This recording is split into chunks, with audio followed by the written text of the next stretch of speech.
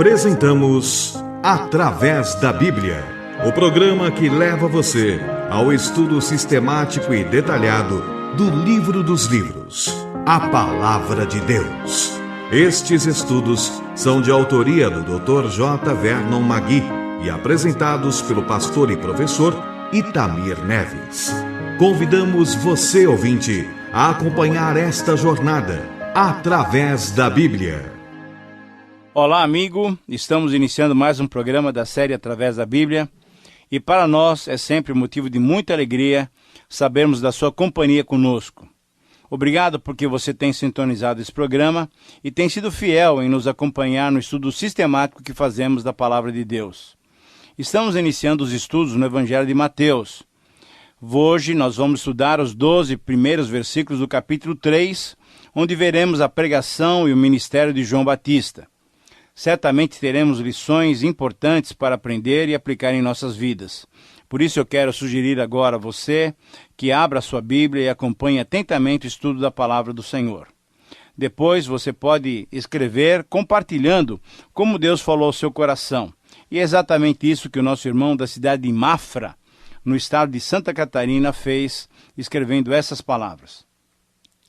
Estou escrevendo para agradecer as mensagens do programa Através da Bíblia. Elas são esclarecedoras, não deixam nenhuma dúvida a quem as ouve. Que Deus continue abençoando com sabedoria e saúde esse ministério. O povo precisa saber e conhecer melhor a palavra de Deus. Precisa conhecer a Jesus, o nosso único Salvador. Querido amigo, esse é o nosso objetivo. Desejamos que através desse programa, muitos sejam abençoados e desafiados a viverem de modo cada vez mais agradável a Deus, demonstrando ao mundo a necessidade que ele tem da salvação em Jesus Cristo. Muito obrigado por suas palavras, elas são para nós um incentivo. Agora eu quero convidá-lo àquele momento importantíssimo no nosso programa. Logo no início do programa temos sempre buscado a presença do Senhor através da oração. Acompanhe-me agora numa palavra de oração. Pai Celestial, muito obrigado, porque Tu atendes às nossas orações. Obrigado, Senhor, porque dentro da Tua misericórdia, nós temos plena certeza do Seu cuidado para conosco. Por isso, pedimos-Te, abençoa-nos nessa hora de estudo e meditação da Tua palavra. Senhor, nós oramos, suplicando isso, a presença do Teu Espírito em nossas vidas, em nome de Jesus. Amém. Fortalece a fé, conhecer nosso Deus.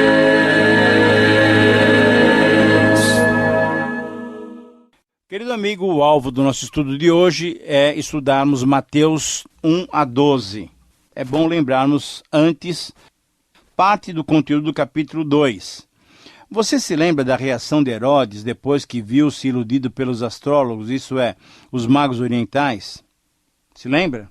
Isso mesmo, é isso mesmo. Herodes, cheio de egoísmo e ardendo em ciúmes, decretou o massacre dos meninos na idade de 2 anos para baixo, querendo assim alcançar o recém-nascido rei dos judeus. Ele devia ter mais ou menos aquela idade. Mas então surge uma pergunta. Por que o choro foi em Ramá e não em Belém? Belém ficava ao sul, enquanto Ramá ficava ao norte de Jerusalém. Veja só, Herodes mandou que fossem sacrificados os meninos por toda parte ao redor de Jerusalém. Então, o comandante responsável pela execução deve ter perguntado quais os lugares, quais os locais em que deveria haver o massacre. E Herodes ordenou, de uma maneira dura e cruel, olha, por toda parte, em toda a circunvizinhança de Jerusalém, de Belém a Ramá. Então, aconteceu essa tragédia. Não só as famílias de Belém, mas também as famílias que estavam em outras pequenas vilas e em Ramá, com certeza, sofreram, choraram, lamentando a morte dos seus pequenos filhos. Mas um outro detalhe também merece ser relembrado. Você se lembra do conceito de Nazareno? Nazareno, você se lembra? Isso mesmo, Nazareno significava o quê? Desprezado ou então desprezível.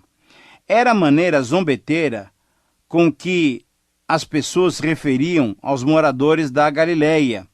Nós vemos isso em João, capítulo 1, 46, 7, 42 e 7, 52. Essa expressão Nazareno tinha a intenção de ferir aquele que era identificado dessa maneira. E Jesus então foi levado à desprezada Galileia e para ainda mais desprezada Nazaré, para que se cumprissem as escrituras que mostravam que, embora ele fosse trazer salvação a todos nós, ele seria desprezado. Mas graças a Deus que em Jesus outra profecia também foi cumprida. Ele seria chamado Emanuel, que significa Deus conosco, conforme Mateus 1, 22. Então, embora desprezado, Jesus veio a nós, porque Deus nos ama e quer estar conosco. Que bênção, querido amigo, que bênção! Você já recebeu Jesus como seu Emanuel? Deus está presente em sua vida? Faça uma avaliação séria no seu coração. E a minha oração é que você possa experimentar continuamente a presença de Deus no seu viver diário. Mas agora, enfim, chegamos ao capítulo 3 de Mateus, um dos mais importantes trechos do Novo Testamento, pois nos mostra a vida e o ministério de João Batista, o profeta. Esse profeta foi precursor do Senhor Jesus Cristo. Foi João Batista quem batizou Jesus e quem preparou a nação para receber Jesus.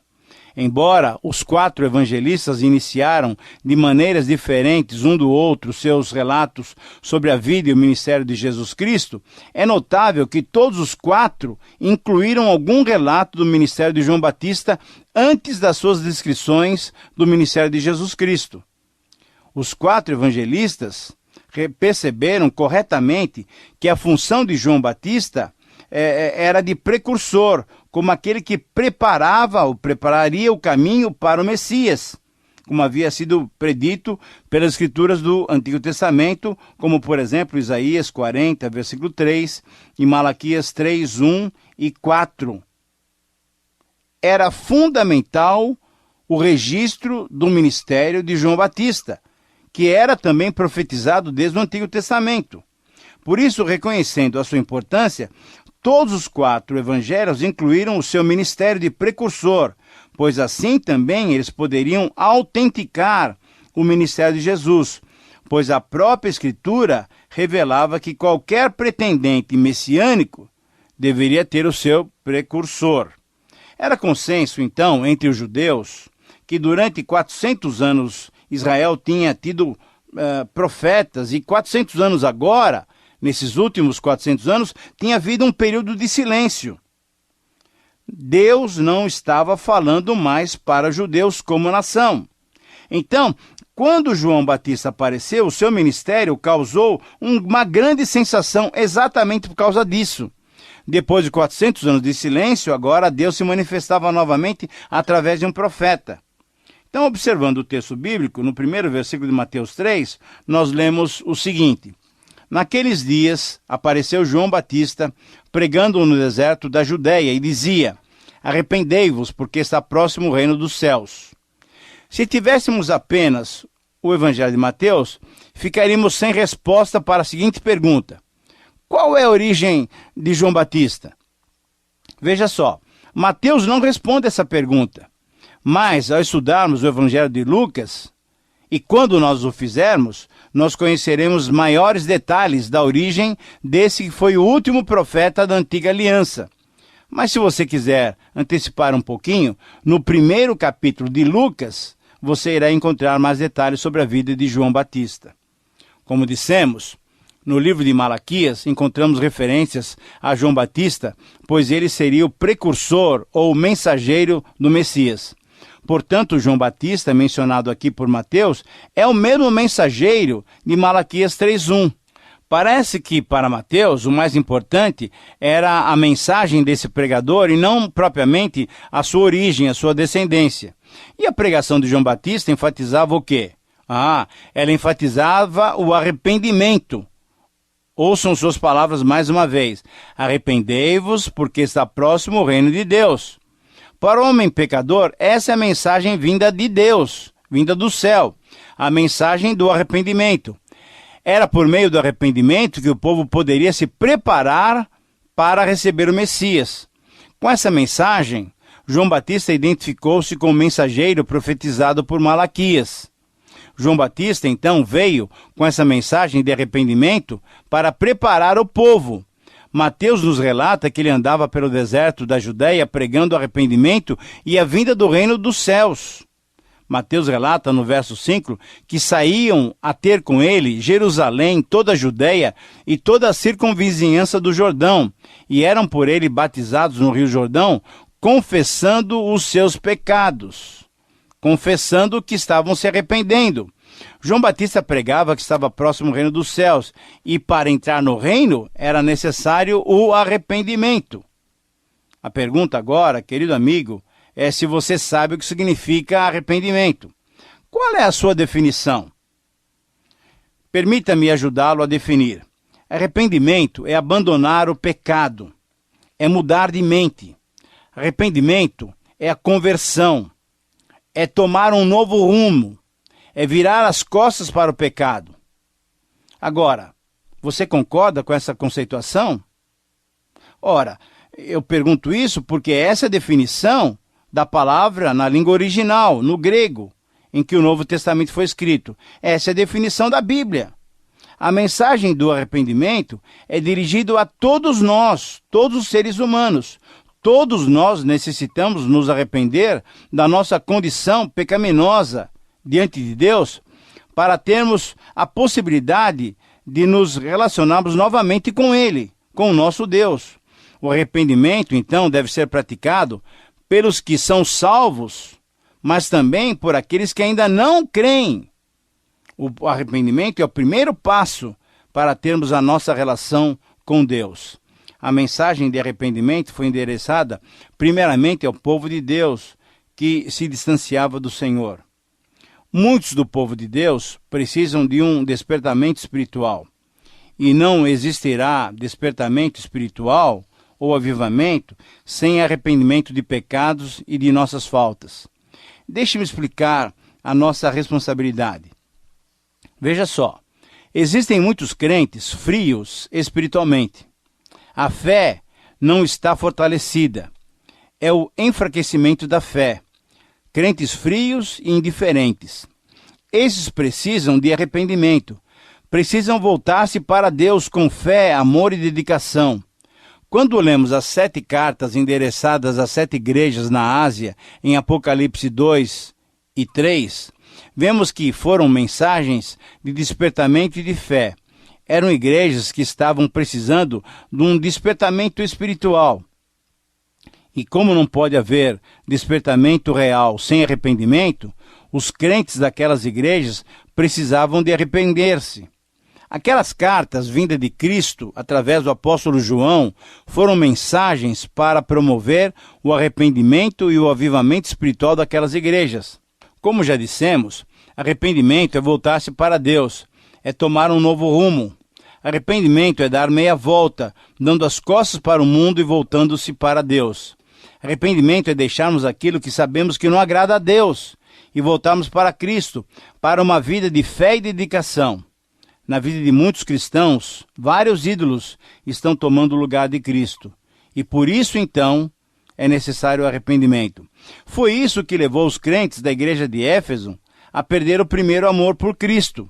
Então, na carta a essa igreja, lá em Apocalipse, Jesus disse: "Tenho, porém, contra ti que abandonasses o teu primeiro amor. Arrependa-te, pois."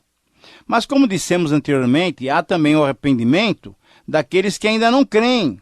O homem descrente, aquele que ainda não tem Cristo como seu Salvador e Senhor, esse daí também, esse meu querido amigo, talvez você que nos ouve, deve se arrepender. Quem não passou por uma transformação da sua vida espiritual deve se arrepender. O arrependimento desses amigos deve significar o abandono do pecado e a fé em Jesus Cristo. Quando o carcereiro de Filipos perguntou a Paulo o que precisava para encontrar a salvação, o apóstolo lhe disse claramente que ele precisava fazer o quê? Crer em Cristo. Esta crença, esta fé, representa tudo isso. Arrependimento e abandono do pecado, quer dizer, uma nova vida. Os dois requisitos indispensáveis para a salvação são esses: fé e arrependimento, ou arrependimento e fé. Ninguém pode dizer que crê realmente em Cristo e permanecer na prática do pecado. É impossível isso. Não se pode conceber alguma coisa assim. Quando a pessoa crê, o pecado tem que ser abandonado inevitavelmente. A fé aproxima o homem de Deus, enquanto o pecado separa o homem de Deus. Fé e pecado são duas atitudes irreconciliáveis, assim como a luz e as trevas. João Batista sabia disso e, como precursor de Jesus, começou a pregar exigindo que o povo abandonasse o pecado. Eles deveriam se arrepender porque Jesus estava chegando e ele estava trazendo o reino dos céus.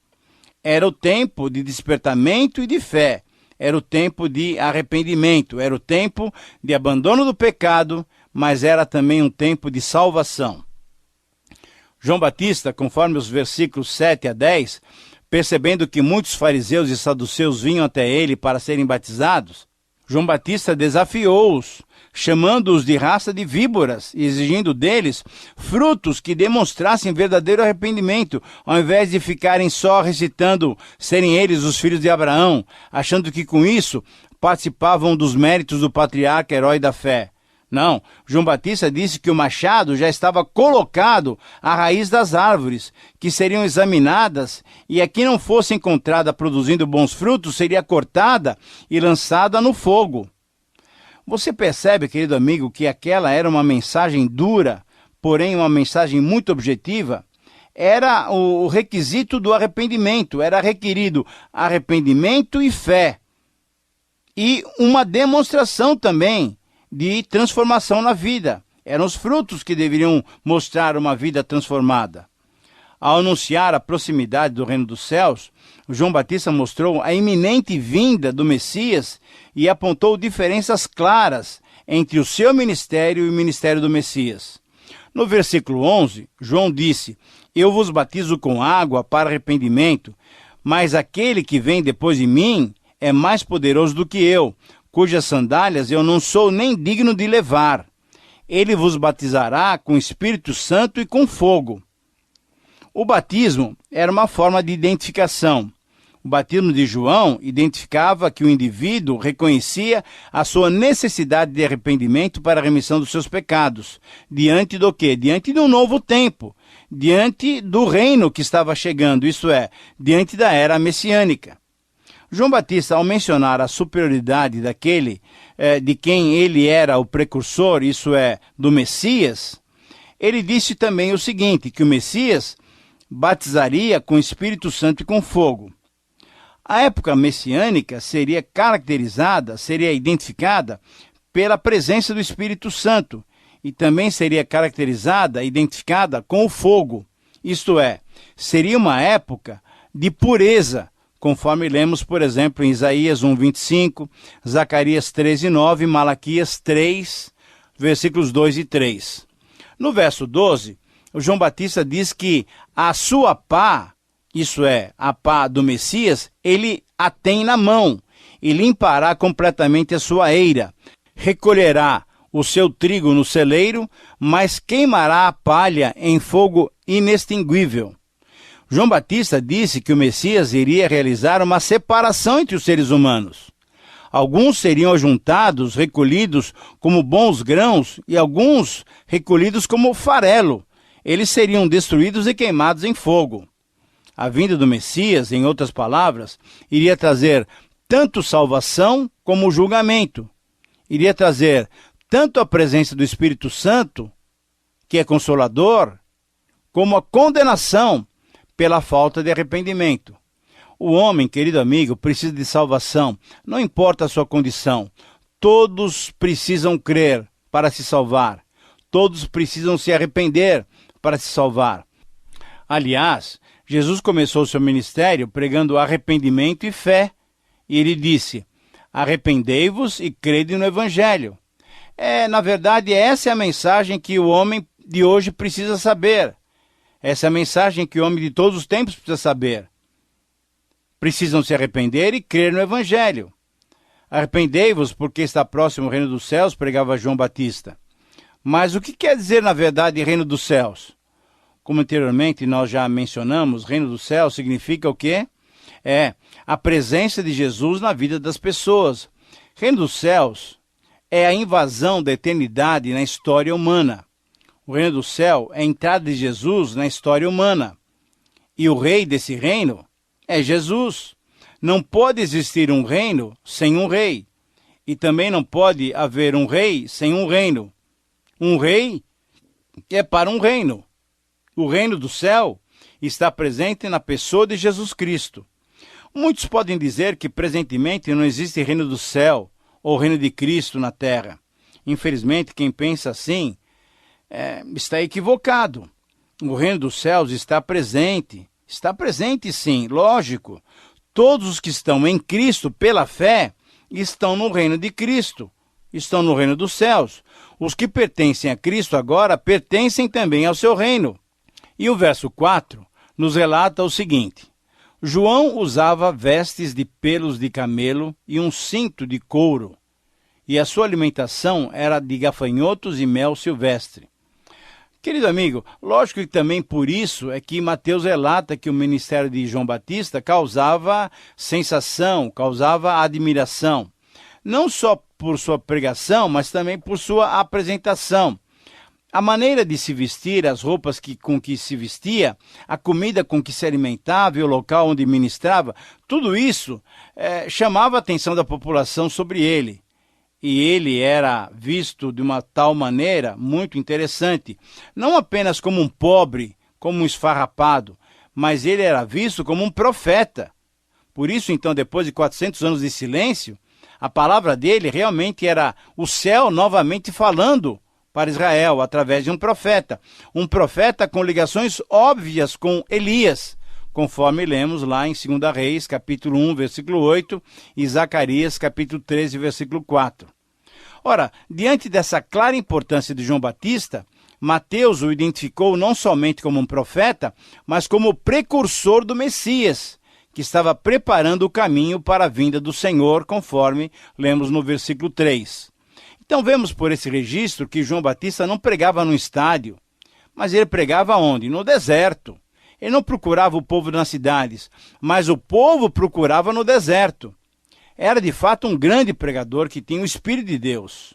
E a sua mensagem era uma mensagem muito forte, pois chamava os fariseus e os saduceus, gente da alta sociedade, de raça de víboras, e dizia que eles não deviam pensar apenas no ato do batismo, mas que eles deveriam dar prova de arrependimento por meio do tipo de vida que eles deveriam mostrar a todos. Eles deveriam produzir frutos dignos do arrependimento. E muita gente ia para o deserto e para junto do Jordão, onde João Batista então transmitia sua pregação de fé e arrependimento e os batizava. Isso deve lembrar a todos aqueles que estão filiados a alguma igreja. Veja só, devem pensar que ninguém pode se salvar por meio de um mero ato de batismo, mas por meio do arrependimento e da fé em Jesus Cristo. É isso que pode trazer ao homem uma vida nova, uma vida de transformação. Dissemos há pouco que a salvação é simplesmente por meio da fé em Cristo, mas isso quer dizer que quando o homem tem fé em Cristo, a vida muda e nasce uma nova criatura. Então é possível nós verificarmos os seus frutos, as suas boas obras, as manifestações de uma nova vida, salva por Jesus Cristo e recebendo essa salvação pela fé. Essa salvação está ao alcance de todas as pessoas, de todos os pecadores indistintamente. Está ao alcance de você, meu querido amigo, que me ouve agora e ainda não recebeu Jesus pessoalmente. Cristo lhe oferece a salvação agora, se você o aceitar pela fé, arrependendo dos seus pecados. Mas, se pela graça de Deus, você, querido amigo, já for salvo, então agradeça a Deus por essa maravilhosa bênção e desfrute da vida nova que Jesus nos dá. Concluímos assim o nosso estudo de hoje. Muitas lições, muitas aplicações podem ser feitas. Que Deus nos ajude a transformá-las em verdades para as nossas vidas. Mais uma vez, obrigado por sua atenção. Anote o nosso endereço e escreva-nos. Espero por sua sintonia no próximo programa. Que Deus te abençoe. Terminamos mais uma apresentação do programa Através da Bíblia. Esperamos que você nos escreva, dando a sua opinião sobre o que ouviu. O nosso endereço é Caixa Postal 18.300, CEP 04626-970, São Paulo, São Paulo. Repetindo, Caixa Postal 18.300, CEP 04626-970, São Paulo, São Paulo. Este programa foi produzido nos estúdios da Transmundial.